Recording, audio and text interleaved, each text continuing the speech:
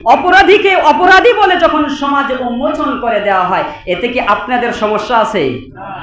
সমস্যা আছে?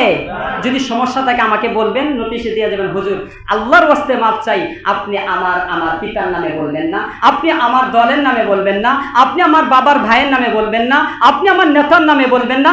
আমিও আপনাদেরকে সাবলীল ভাষায় যদি বুঝাইতে পারি বুঝাবো, কিন্তু এটা স্পষ্ট আল্লাহ তাআলা যতটুকু আমাকে দায়িত্ব দিয়েছেন, যতটুকু উন্মোচন করার দায়িত্ব দিয়েছেন, এতটুকু আমার দেহে যতক্ষণ পর্যন্ত শ্বাস নিঃশ্বাস আছে আমি অবশ্যই বলে যাব। এতে করে যদি আমার অন্যায় হয় কান ধরে উদ্বোস করে যাব, কিন্তু যেটা চিরন্তন সত্য এটা দুনিয়ার কেউ ঠেকাতে পারবে না। কাজেই অপরাধীকেই ঘৃণা করতে হবে।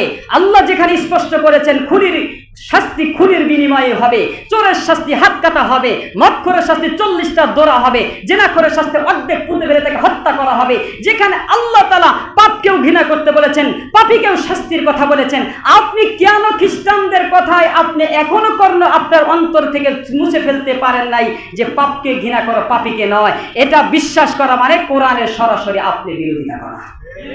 এজন্য আমরা যে ব্যক্তি পাপী আছে তাকে পাপী বলেই স্বীকারোক্তি করতে হবে, যে অপরাধী আছে তাকে অপরাধী আমাকে বলতেই হবে।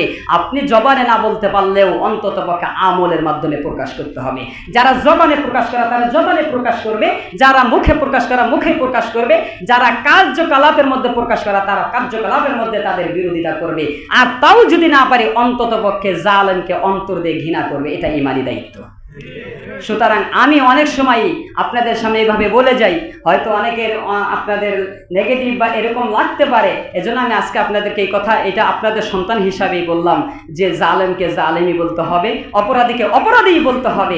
আমাকে আপনারা অতক্ষণই মহব্বত করবেন, অতক্ষণই আমাকে এখানে রাখবেন যতক্ষণ পর্যন্ত আমি কোরআন সুন্নাহ মোতাবেক আসি, যতক্ষণ পর্যন্ত আমি কোরআন হাদিসের উপরে আসি। জুমার নামাজ 2 রাকাত, 3 রাকাতের জন্য আমি দাঁড়ায় গেলে 3 বার সুবহানাল্লাহ কিংবা আল্লাহু আকবার বলবেন। চতুর্থ তৃতীয় রাকাতের সেই রুকু পর্যন্ত গেলে আমাকে আপনারা ঈমান মানবেন না, পাছার লাথি দিয়ে এখানে বের করে দেবেন। এটা ঈমান। কাজেই আমি তো কোরআন হাদিসের উপর যতক্ষণ থাকবো ততক্ষণ আমাকে অনুগত করবেন, ততক্ষণই আমার কথাগুলো শ্রবণ করবেন। যতগুলো কথা আমি হকভাবে বলবো এবং কোরআনের নির্দেশনা মোতাবেক আমি সরাসরি বুঝাইতে পারবো, ওই কথাগুলোই গ্রহণ করবেন। বাকি ভুল হলে বলে দিবেন, সকলের সামনে কান ধরে উদ্ঘোষ করে মাফসে চলে যাব। কিন্তু এটা বিশ্বাস রাখবেন, ঈমানের দায়িত্ব হলো যে জালেম তাকে জালিমি বলতে হবে, যে খুনি তাকে খুনি বলতে হবে। সে হোক আমার বন্ধু, হোক আমার পিতা, এটা বলতে মুমিন কখনো দ্বিধা করবে না। পারবেন তো ইনশাআল্লাহ? আল্লাহ